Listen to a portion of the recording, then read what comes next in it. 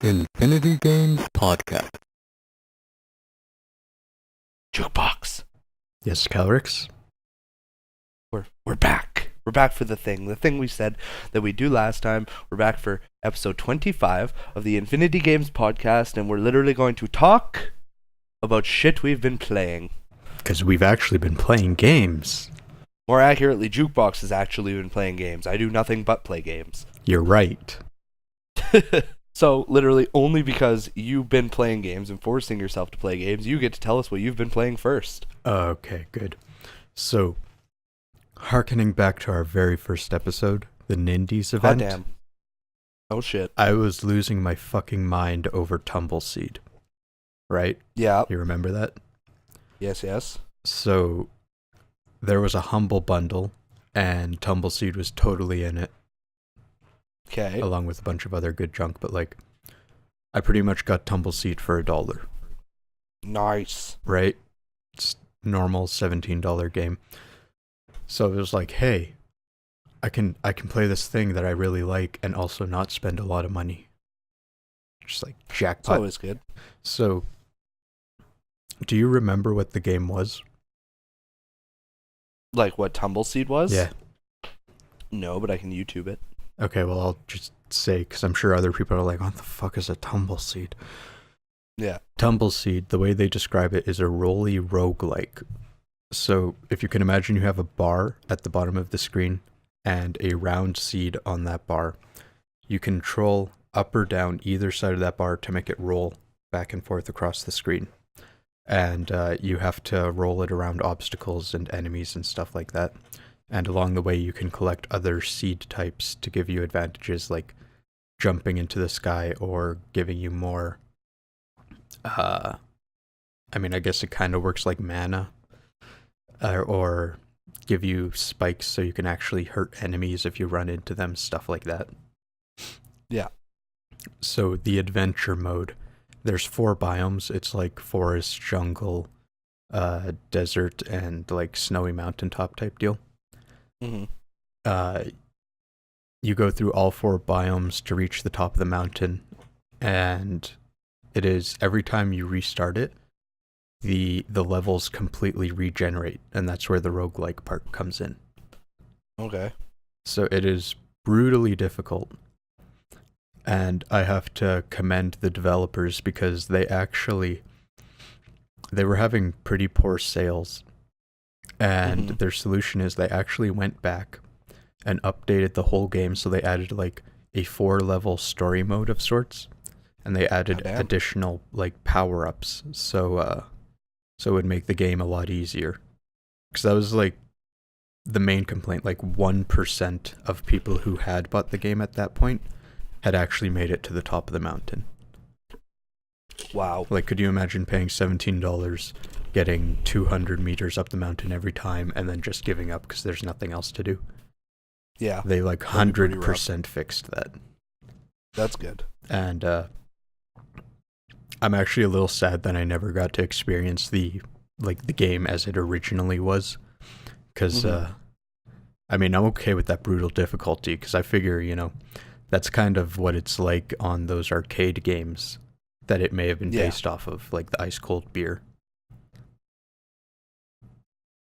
But I've been having just like a dandy time with that.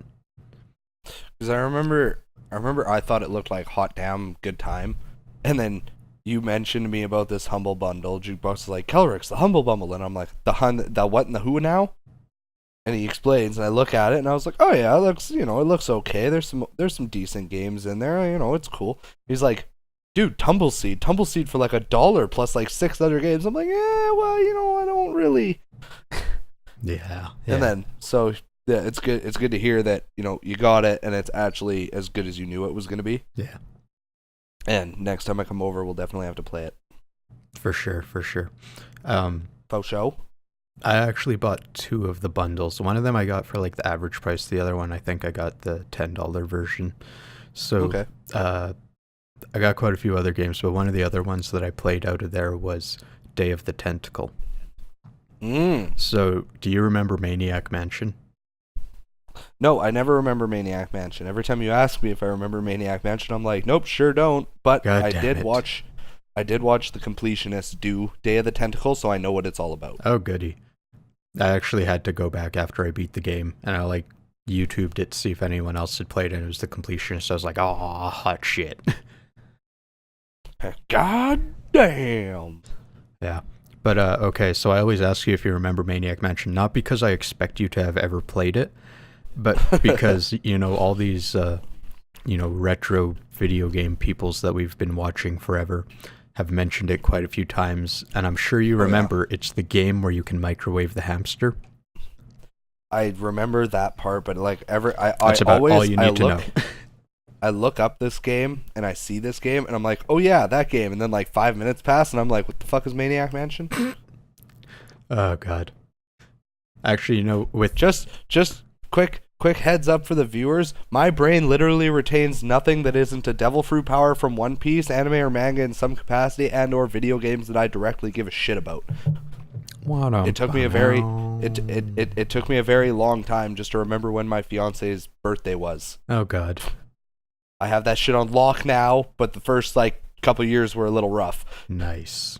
Not actually. I remember Maniac Mansion now. It will leave my memory in roughly 10 minutes, but I remember it now. Okay, you only need to remember it for 10 minutes. I'm just going to give you a little factoid here. So when I love factoids. They released it on the NES, it was originally a PC game. Yeah. And once Nintendo realized that you could microwave the hamster, they made them take it out. So if you have a version of the NES cartridge where you can microwave the hamster, it's actually a little bit of a rarity. That's actually pretty sweet. Yeah, there might only be maybe 15,000 copies where you can do that. That's actually pretty awesome. Anyways, Maniac Mansion, you have this doctor guy who was taken over by this meteorite space junk, and he has two tentacles living in his mansion. And, the family lives there and whatever, they're evil. Day of the Tentacle is a sequel to Maniac Mansion that came out in, I want to say it was 93. Direct sequel or spiritual sequel? Direct sequel. Oh, nifty. I mean, some people call it Maniac Mansion 2 Day of the Tentacle. Fair. So, in that one, the tentacles are actually the bad guys. Or rather, Purple Tentacle is. He grows arms and takes over the world. And it's like a point and click adventure with puzzles and shit. And pretty much you're gonna go back in time to yesterday to stop Purple Tentacle from taking over the world. Okay. And your shit gets fucked up while you're in the time stream or whatever. So one of you ends up in colonial times. Yeah. So they end up at the hotel and they're trying to write the Declaration of Independence or whatever. And then you're at present time, and then the other person's in the future where Purple Tentacle rules. And then it's just a whole bunch of shenanigans, but it's super humorous, and this is the remastered version, so the UI is way better, because you click on something, and then it'll have bubbles pop up around where you clicked, and then you select which one of the actions you want to take. Whereas in the original, you'd click on the item, and then you'd have a list at the bottom of the screen, and then you'd click on whichever action you needed to take. Okay. Yeah. I beat the game, and I loved it so much that I played it again so I could get all the achievements. Nice. So I 100% completed it. That's awesome. That's pretty good. Yeah. I've literally never 100% completed anything in my life. That's unfortunate. I ain't got time for that. I mean, maybe. I ain't got time for that. Yeah. I mean, Day of the Tentacle only took about 6 hours. Yeah, that's not bad. Yeah. I felt pretty good. Dude, those games are super satisfying, point and click ones from the old days, because, if you do that without a guide, there's some ridiculous shit that you gotta figure out.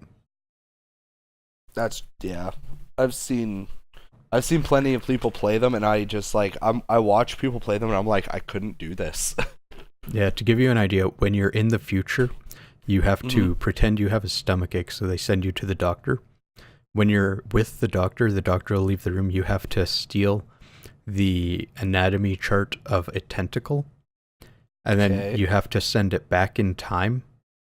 So the guy in colonial times can take it, give it to Betsy, whatever her face is, who did the American flag, Yeah. and then she'll make the flag as a tentacle. Well, goddamn. And then in the present time, you have to go up on the roof, take the crank off of the flag pole, send it to the future. So in the future, you can go on the roof with the crank and bring down the tentacle flag, so you can wear the tentacle as a disguise. Fuck me. Nope. Right? Shit gets ridiculous. Write that shit off. Fuck. Well, I got shit written on your list. What else do I have on there? Abzu and Sakura Dungeon. Right. So titty games. Titties! Except Abzu. Abzu's not a titty game. No, but Sakura Dungeon is. That was like my time waster while I couldn't sleep. Nice. It was like 3 a.m. and I was like, oh god, why? And it is very mindless. Oh god, those are... I want to say those are always fun, but they are not ever fun. No. I mean, okay, so there's several Sakura games and they're always visual novels. The difference with this one is that it's like first-person dungeon crawling. And I was hoping it'd be a little better than it was, because like I love the original Phantasy Star from the Sega Master System. And that shit's like first-person dungeon crawling where like you see the walls on each side, you take one step forward, you see the walls on each side, you take one step forward, you see the walls on each side and a wall in front of you. And then maybe a monster will pop up. I mean, I dig it. Well, glad you do. Yeah, but I do not recommend Sakura Dungeon. It is just mind-numbing. And then Abzu. I haven't finished it yet. Which, I mean, it's super short, because I think I'm on like the 5th of 7 chapters or something, so it should really only take like an hour to get through. But it's very pretty. I was getting like... The whole thing with it is like you're underwater and somehow you never have to breathe, I guess. And you more or less just swim through these like really pretty areas. Maybe you have an acid trip once in a while. And once you reach the end of the game, it's just over. Just keep swimming, just keep swimming. That's literally there's like nothing to it. If you want, you can find all the meditation spots, and when you're at a meditation spot, you see everything from the perspective of a fish, and then you can switch between the fish. Oh, that's weird. Yeah, and then there's you can release new fish into an area, and you can collect some sort of snail shells. I mean, that's literally it. That was one of the games in that bundle too. The only thing about it... Oh, go ahead. I was gonna say Abzu honestly is like, it's whatchamacallit. What was I gonna say? A walking simulator? Like, yeah, it's like Journey. Like it's the same guys who made Journey. Yeah, it's literally you play it just for something pretty to look at. Yeah. I mean, game people in quotation marks. Yeah, people dig it. Yeah. And I mean, it's horribly optimized for PC. Oh, is it? Oh, so bad. And I mean, like, I'm working on classic hardware here. I'm not pushing high FPS on like nothing. Yeah. So like I was, between 20 and 25 FPS this entire game. And rough.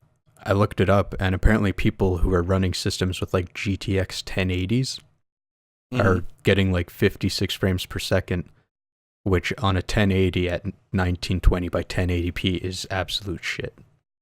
Yeah. For a game like this. So it's horribly optimized. And then what makes it even worse is if you set it to low settings, it only changes it about 5 FPS.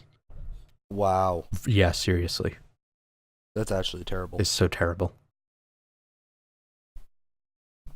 I definitely think Journey and Abzu are meant to be on console. I mean, they are optimized like, better on PS4. Yeah. That's just because, like, I just imagine moving around and doing your walking simulation just works better with a control stick as opposed to trying to do it with a keyboard or like or a plugged-in controller. Now, is that because you're console all the way and can't stand a keyboard, or is that... What's your reasoning on that? I'm not console all the way. It's just, I don't know. I just find that I honestly have no basis. I'm just kind of bullshitting. That's just how I see it. I have no basis for it. I'm just talking how I feel. Yeah. I mean, for me, I can't stand using a keyboard. Mm-hmm. And that might be because I never really gamed on the PC to begin with, but I mean, we'll see if I can get used to it. Yeah, I don't know. It's one of those things. Yeah.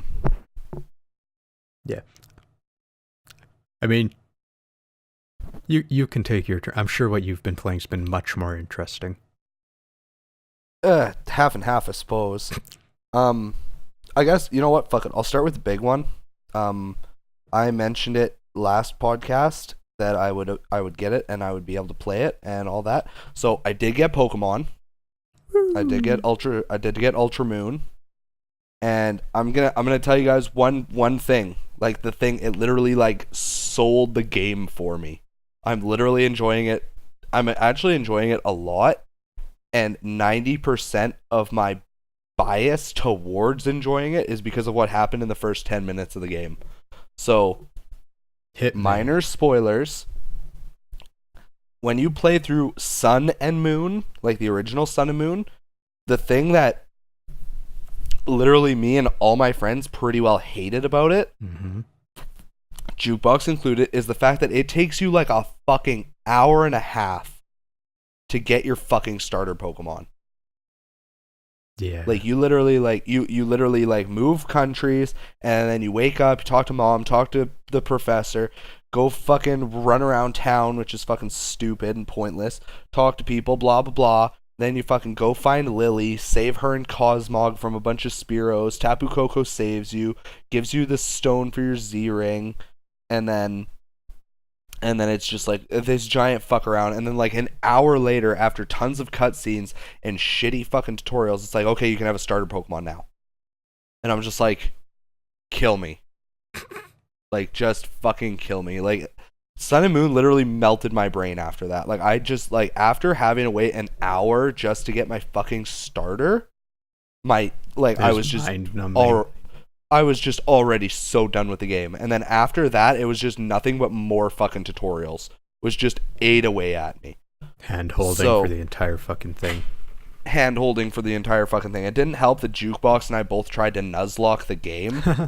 I was right off the front of it. For the most part. Yeah, Jukebox did much better than me. But, so it's like, it was even slower for us, because it's like, we're just trying to keep our shit alive, so we can't just, like, try and barrel through battles and stuff to speed up the game a little bit. So it was just beyond fucking painful for us. So, in Ultra Sun and Ultra Moon, the way that the opening of the game goes is it's the same thing. You're moving from Kanto to Alola. You go, you wake up, you talk to mom, and then she's like, "Why don't you go explore?" And we're like, "All right, cool, whatever." So we go run off, and then we go into these bushes, and we hear our mom, and she's like, "Just be careful, there might be wild Pokemon." And we're like, "All right, whatever." Like, it's a really small patch. So sure enough, you go in, you get attacked, and then you get saved by Popplio, Litten, and Rowlet. They come and they scare off the Rattata or whatever. And then Kukui comes up and he's like, "Oh man, like fucking these little guys just jumped out of their Pokeballs. They must really see something in you. They must want to save you, blah blah blah." And then boom, you pick your starter. And like in the first 5 minutes of the fucking game. You know the way it should be. Exactly, the way it should be, like every other fucking Pokemon game. You know? So, like, that just, like, set the game for me. I was like, thank you! Fucking... And then the game pretty much proceeds the same as Sun and Moon do for the most part. Are there gym battles? There are not gym battles as far as I know. I just got to the second island. I haven't had much chance to play it. Oh, okay. But it is still the trials but the game just it's one of those things where it's like I can't explain it, but I can. It's the game just seems better paced. Oh, I'd hope so. Like I haven't. It's like at the very beginning on the first island, like you still get stopped every little while by like Lily or Kukui or How or whatever, but it doesn't seem as like soul sucking as Sun and Moon. I'd hope Like not. I feel like they cut out some of the dialogue. Like I feel like they literally just like hacked out part of the dialogue. Dude, that game needed it so bad. I had Right. Moon, and it was like, I don't remember, 18, 20 hours or something to beat the game. I swear to God, if it wasn't for all the hand-holdy bullshit, that game would have been 6 fucking hours long. Oh yeah, it's brutal. It's so bad. Like I also feel like they dialed up the difficulty in the game a little bit. It might have just been because I was stubborn and didn't catch more Pokemon, but it's like I got to one part where you have to fight the teacher at the trainer school. Okay. And like I don't remember if she did this in Sun and Moon, but she throws out whatever starter you're weak to. Oh, weird. I don't remember so like that. I don't remember if she did that in the original. You know what? Fuck it. Just for the sake of argument, I'm gonna look it up real quick while I talk about it. If the difficulty is increasing, could that possibly be, they took out a bunch of the dialogue and other bullshit, so they kind of got to fill the space with making you grind? I'm not. I can't be totally sure, but blur blur blur. But yeah, so I was really surprised. Oh, hang on. Things are happening. Yeah, so in Sun and Moon, the teacher uses a Magnemite and an Alolan Meowth. So like useless. Like you're gonna walk right over her. Right? Right. But in Ultra Sun and Ultra Moon, I picked Poplio, so she threw out a Rowlet. And the only other Pokemon I had was a Grubbin. So she wiped me the first time because I wasn't expecting it. And then I fought what's his face, the first trial captain, because he battles you to make sure you're fit to do his trial. Right. And his first Pokemon I think is what is it, a Yungoos? So I was like, okay, whatever. And then he throws out a Smeargle, which for me he knew Leafage.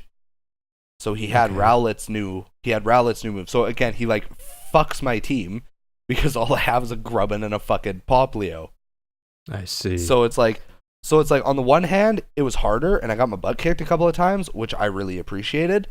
But at the same time, if I was more like, YOLO, fuck it, I'm going to catch whatever I see, and I had more Mons, it probably wouldn't have been that bad. No.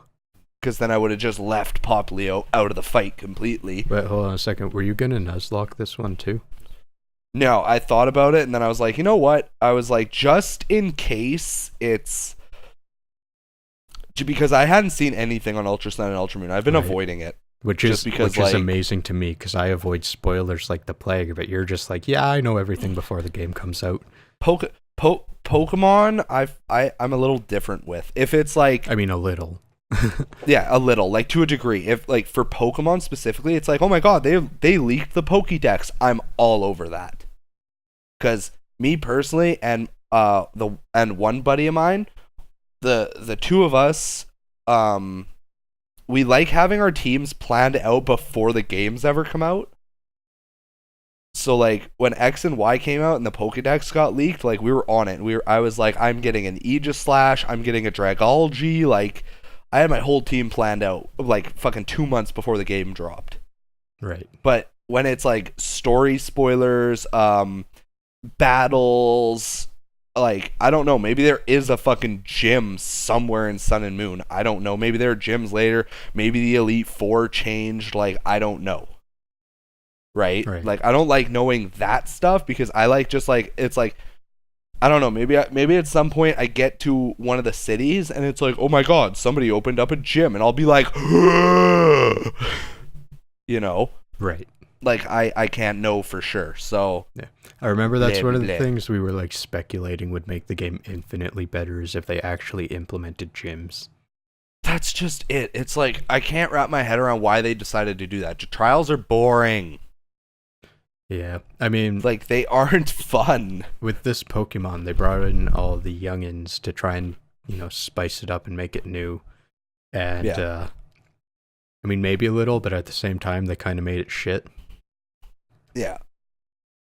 Like, I don't necessarily need gyms to be happy, but when you give me this non-puzzle and an easy fight at the end of it, I mean, where is the reward? That's just it. Like, I think one of the trials, I can't remember whose it was. Oh, it was the fire dude. He's like, tell me what's different in these pictures. And it'll be like, it'll be like his Marowaks are dancing, and then all of a sudden, like, there's a hiker in the background. It's like, and like, obvious as shit. But see, that it fucked with me in Sun and Moon, because like when I got to that part and it stopped and there was a hiker in the background, I was like, that's too fucking obvious. I stared at that goddamn picture for probably fucking 10 minutes. I was like, what the fuck is wrong with this? Because it can't be the hiker. That's fucking stupid. That's some kindergarten level shit. And then fucking sure enough, it's the goddamn hiker. I bet you anything there's someone listening to this right now and just like screaming in their heads, this game is for kids! Yeah, probably. We need to assume our youth is a little smarter than that. Indeed. Like, I remember when I was 4 years old and I got Pokemon Yellow. I will not tell this story again. I've told it a few times. Long story short, Dad surprised me with it. I was like, holy fucking balls. And then I played it, loved it, was like, I have a Pikachu, I'm a god. And then I couldn't beat the first fucking gym leader because it's a fucking beginner's trap. Right. Like, I'm 4. I don't know type advantages. I don't know to, hey, go catch a Mankey and teach it fucking low kick. Or, hey, go get a Nidoran and it'll learn double kick. And then you'll be able to just shit roll them. I literally grinded my Pikachu up to like level 21. Dude. And just quick attacked him to death. Dude? Yellow was based more on the anime.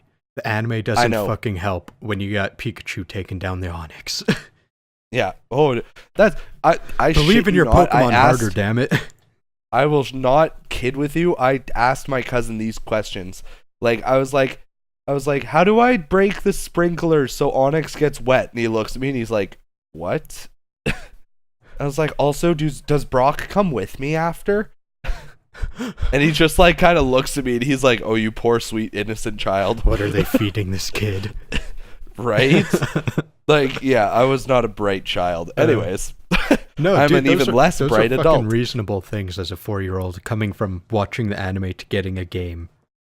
Yeah, no, but yeah, so yeah, Yellow is beginner's trap, and then you move to like Sun and Moon, where it's like what's different with this picture? And it's like the first one is this Marowaks, the second one is these Marowaks with a hiker in the background. Like, fuck you. Yeah, fucking. Okay, I'm still on Yellow. It's a beginner's trap, but when I first played Yellow, and I was probably like, 17 or something? Give or take. Yeah, I mean, I got to the gym, and then I was like, oh, for fuck's sakes, Brock is first. And so I went back to catch something. Sure as shit, I was too high-powered, so I'd kill literally everything in one shot. I was like, I have 5 Pokeballs and no fucks to give, so I just literally grinded my Pikachu up, because I didn't want to restart. Yeah, so I did the same thing as you as a kid. Just bring it up and then go quick attack his ass. Yeah, for me personally, at that point, if I can't weaken anything, I'm just like, fuck it, YOLO, throw Pokeballs. Yeah. I can't remember if you could even buy Pokeballs that early, but like I ran out of money and Pokeballs and just I was pissed. Yeah. So I was just like, fuck this so hard. Just on the topic of like Ultra Sun and Ultra Moon, I very much see the potential in them. I'm genuinely excited to be able to play more, and like I'll talk with Jukebox about it, and by the time we record episode 26, I'll most likely have beaten it. Yeah, or be damn fucking close. So I'll definitely give you guys an update on my thoughts of the entire game once I get to that point. You have something else to give us an update on. I do? Mario and Luigi. Oh yeah, I didn't beat it yet. Oh. I didn't have time. Oh, that's okay. But I can't remember if I mentioned it in the last episode. I am literally like right before the last boss. No, but you did tell me that. I told you that. Yeah. Okay. But like, okay, so I'm literally right before the last boss in the Mario and Luigi Superstar Saga remaster, remake, whatever you want to call it, for the 3DS. Right. That game is fucking awesomeness. Oh, good. It looks so pretty. It controls so smooth. There's fucking new bros moves and shit. Right. It's still the exact same story. I don't know if there's like extra shit after the credits or anything like that. I have no idea. But okay, that goes into what I was gonna ask you. Assuming the final boss fight is the same as the old one, and that there's no post game stuff. Yeah, I need a ranking. If you one RPG per series, where does this end up? ooh, I give it like a solid 8.7. Right. Like it's not like stupid good enough to get a 9 or higher. Right. But it's way up there. Like I play it and I'm very satisfied playing it. And where's it sitting in your top 10? Because last episode you were like, it's definitely in there. In the did I say it was top 10 RPGs? Yeah, if you could only have one per franchise. Oh, yeah, okay, one per franchise. I was going to say, like, I was on something if that's in the top 10. Yeah, no, okay, one per franchise. Like, I can't give you a comprehensive list. I would need to legitimately, like, take an hour and write that shit down. Right. But I'd definitely place it in, like, the probably 7 to 9 range. Yeah. I can't see it getting higher than a 7, but I can't see it being like at the bottom of my top 10 or not in it. So I'd say in that like 7th place to 9th place range is probably where it sits. That's good. I'm silently judging you. Yeah, that's fine. No, I'm just kidding. This is like I mean, if I was to make a list, it'd probably be in my 4 to 6 range. Because, like, back in the day, that was my, like, jam. And we've been over this. Today, it's your jam. But today, it's a jam. For anybody that hasn't marmalade. picked this up, for anybody that hasn't picked this up in the last 24 episodes, I am the RPG god. That's, like, all I fucking play. That's all I really give a shit about. So me putting Superstar Saga in a top 10, even if it is one per franchise, that's a fucking hard list to get into. Yeah. Because I have shit in there like fucking Kingdom Hearts is number 1. Kingdom Hearts 2 is number 1 by like a fucking landslide and a half. Nothing will ever usurp that, most likely, until number 3 comes out. And then it's like, I probably have fucking Pokemon, I'm not sure which Pokemon, but I definitely have a Pokemon game as number 2. Right. Or, no, Pokemon number 3. Because Tales of Symphonia would be number 2. Oh, and then, fuck, like, I forgot to message you, dude. About? During the Black Friday stuff and all that, Tales of Symphonia was like $4 on Steam. I mean, I have like 8 different versions of that game right now, so I very much don't need it on Steam. Even if it is only $4. But now you can play it on your PC. Anywhere. Oh, shit. Breaking news. Episode news. 4 is no longer our most listened to episode. Hot Can damn. you guess which one is? Random number fucking 13. No. Episode 13 is Damn. the unluckiest episode ever. Oh, that was a good one, though. That's just what I titled it. No, it's actually episode 21, Mario Kart 8, Don't Drink and Drive. Nice. Yeah, I can dig this. Me too. How many listens? 24. Hot damn. Ukulele's at like, what, 19? 19, yeah. Yeah, What else good. have you been playing? What else have I been playing? I played the new South Park game. Yeah, how is that?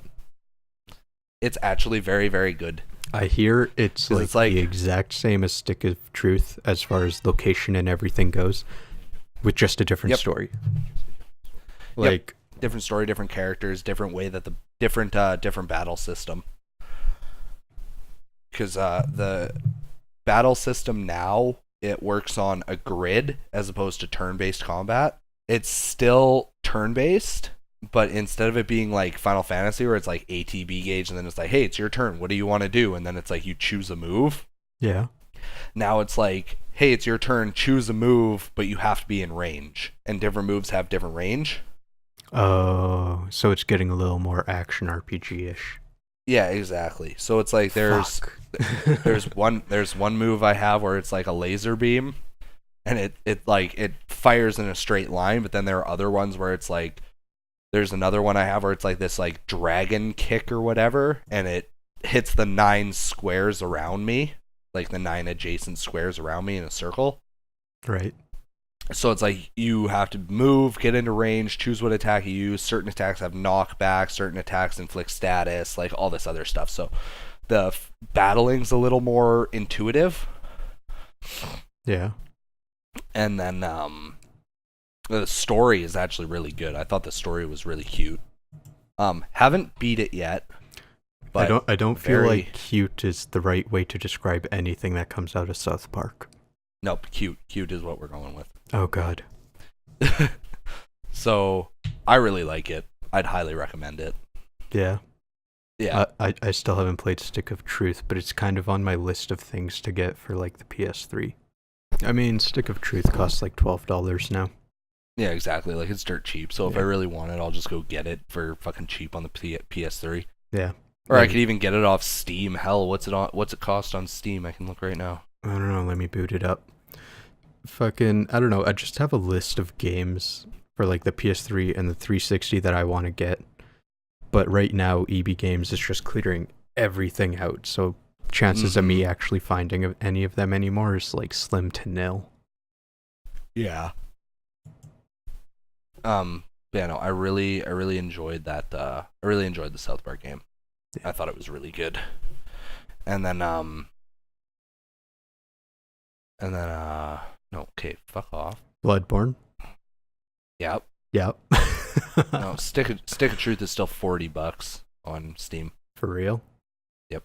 Shit, get it on console. What extra benefit are you going to get from playing it on the PC anyways?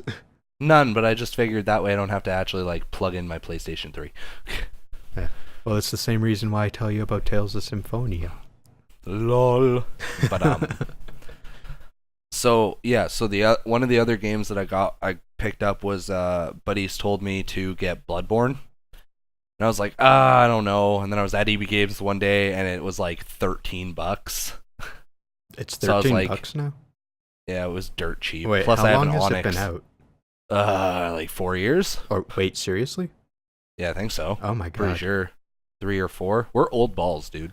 Well, yeah, but I felt like it just came out like last year because I remember the Game Grumps were playing it when it was new. Fuck. Yeah, But, no, like, it's been out. Holy fuck. Oh, sorry. No, you're right. 2 years, 2015. I mean, 2 years still quite a while. Yeah. As far as games But are. but yeah, Things it was move like forward so fucking quick. 13 or $15. And granted, I have a fucking Onyx Edge card, but still. Right. And it was a used copy. But still, like, I got it for dirt cheap. So I was like, you know what? Fuck it. I was like, the boys want to play it, so I'll pick it up. It's cheap, whatever. And then it is hard as fuck. Like, I know that goes without saying, because it's a Souls game technically. But like, Jesus fuck.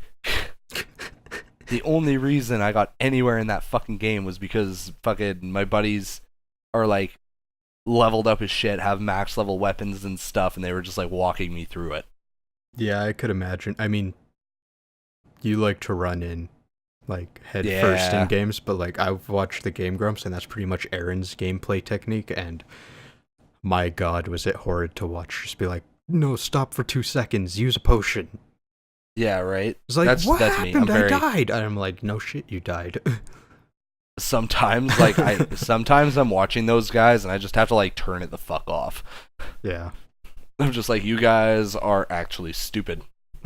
I mean, it doesn't get any worse than Pokemon. Beedrill's the fucking best. I'm gonna beat the Elite Four with nothing but Beedrill. God damn. That was just them attempting to be funny, and I'm like, you're not funny. You're painful. So painful. Aaron would never admit it on the show, but off camera, he's talking to Dan. He's like, I don't know how the fuck I'm gonna beat the Elite Four with a Beedrill, and they pretty much got someone else to grind it up to like level 100. And like 2 years later, after the most recent episode, they actually did release him fighting the Elite Four. Goddamn. They didn't do it exclusively with a Beedrill, but Beedrill got the last hit in. Beedrill was there, and he was like level 89. Yeah, pretty much. But Bloodborne. Yeah, so Bloodborne's hard as shit. Fun though, lots of fun. Is it a Dark Souls game? It's not a Dark Souls game, but it's a Dark Souls like spiritual successor. Is it done by like the same studio? Pretty much. Okay, I believe close so. enough. Like it literally plays like the exact fucking same. Like everything kills you in like 2 shots. You have to get really good at dodging and all that other stuff. Lame. It's literally a Dark Souls game with a different coat of paint. Yeah. Which is okay. Like it's still its own game, and it is fun. Like it's ruthlessly difficult. But like it's a good time. Playing it with friends was good. And is it more or less difficult than Contra? Way more. Yeah, for real? Yeah. Okay. Because Contra, you can at least like memorize where enemies are coming from. Bloodborne, it's like they'll do different shit every time. Like every time I hear anybody talk about Dark Souls or Bloodborne, they're like, "Oh, you just have to like pay attention, learn the boss's patterns, and you'll get it eventually." The bosses have no pattern. Okay, so is Ikaruga harder or is Bloodborne harder? Still Bloodborne. Yeah. Oh, How about Giga Wing? Definitely Bloodborne. For real? I've beat Gigawing. Took me like 10 continues, but I beat Gigawing. Well, yeah, okay, beat in quotation marks there. Yeah, no, Bloodborne's savage, dude. I'm just trying to compare it to shooters right now. Yeah, no, very bad comparison. Death Smiles. But Death Smiles, fuck, I haven't even played that one. But I got the sealed limited edition of that shit, man. Oh, nice. Yeah. But yeah, Bloodborne, dumb hard, good game though. Yeah, I mean, it's dumb hard, it's but so good game. far from my cup of tea.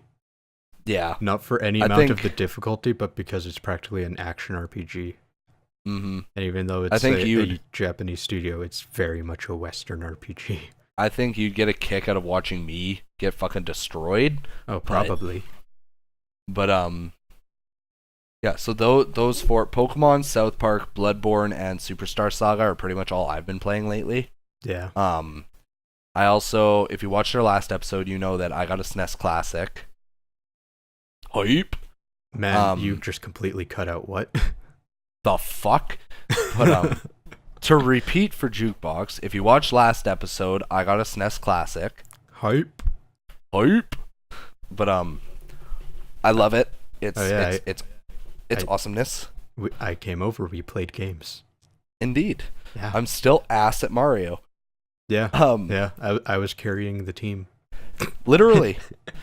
I just hopped in Jukebox's backpack. I was like, "Take us home, Sonny." He's like, "Let's go." But so you're Kazooie on Banjo? Indeed, exactly. Except I don't shoot eggs. Oh, that's unfortunate. Actually, that's probably good for your ass. Mm-hmm. Exactly. Yeah. But Jukebox is gonna come over one of these days, and we're gonna play like Mario RPG, and I'm probably gonna start Earthbound. Well, I was gonna start Earthbound tonight because you were gonna come over tonight, but now we had things that kind of like fucked up our timelines, and I gotta go pick up the I gotta go pick up the fiance in like an hour. I gotta eat. Yeah, food. So maybe you come over in a couple of days. We'll see. Yeah, I can dig that. Not tonight though. Now. Yeah, couple days though. But yeah. So okay. Here's like the super summary of this entire episode. I played PC games. You played console games. I played handheld games as well. I played mobile games. Yay! Okay, I'm gonna do a quick update on the 2 fucking mobile apps that I always talk about. Dual Goddamn. Links is now on PC. I've been waiting for this, not because I want to play it more, but because I can get it off my fucking phone without losing all of my data. Yeah. Because that shit takes up a full gigabyte, and I have an S4 that's only like 16 gigabytes, so... Yeah. That's like...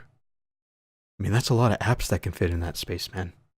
Duel Links got ruined as fuck for me because my old phone, I couldn't figure out how to transfer the data. And I thought I got it, and then I sold my phone and like wiped the data and everything, and I realized that it didn't work the way I thought it had, so I had to start all over. Yeah. So I lost my mirror walls, my enemy controllers, all my fucking... Yeah, I was very butthurt. Yeah. So I don't know. I put it onto the PC, and then I realized they've released 5 more booster boxes since the last time I played. Yeah. Yeah. And then Pokemon Go. I mean, I just played the shit out of that because we were trying to get Farfetch'd in North America. Still haven't got one? No, dude, it was only for 2 days. I got 12 of them. Oh, nice. Yeah, man. I'm holding on to them if trading ever becomes a thing, because I ain't traveling to Japan to get another one. No kidding. I'll go there for other things. Nah. Like, if there's a Sudowoodo in Japan, son, sign me up. Yeah, man, the other 500 I've caught don't mean nothing if it ain't from Japan. Exactly. Man, you know, it's actually kind of neat. What's that? When my sister was on her honeymoon, they were going on like a whale watching tour off of Vancouver Island. Yeah. And because they were out in the open water, she actually caught a lapras, which, I mean, pretty uncommon to catch a lapras to begin with. But it thought they were in Washington, D.C. Oh, cool. So she's got this really shitty lapras, but she refuses to trade it away because it says she caught it in Washington. That's pretty awesome. I thought it was pretty funny. Yeah. Anything else? Trying to think of anything that's coming up. Coming up. Yeah, if there's anything coming up that I'm like gonna buy and play the shit out of. Oh, I can tell you I'm not buying anything, but coming up I'm going to be playing Grim Fandango, which is another one of those classic point-and-click adventures from LucasArts. Good stuff, good stuff. Yeah, man. Oh, dude, that was another thing about Day of the Tentacle. Because it's a LucasArts game, they have a bunch of fucking Star Wars references in it. That's awesome. It's pretty hilarious. Shit. Are there like no games coming out? Like, why am I drawing such a blank? I mean, I actually don't know of anything coming out before the end of the year at this point. Like, the last big game that I heard coming out was Pokemon, and before that was Mario Odyssey. Mm-hmm. So as far as I'm concerned, this year's just a bust for Christmas shopping for games. Yeah. As far as new stuff goes.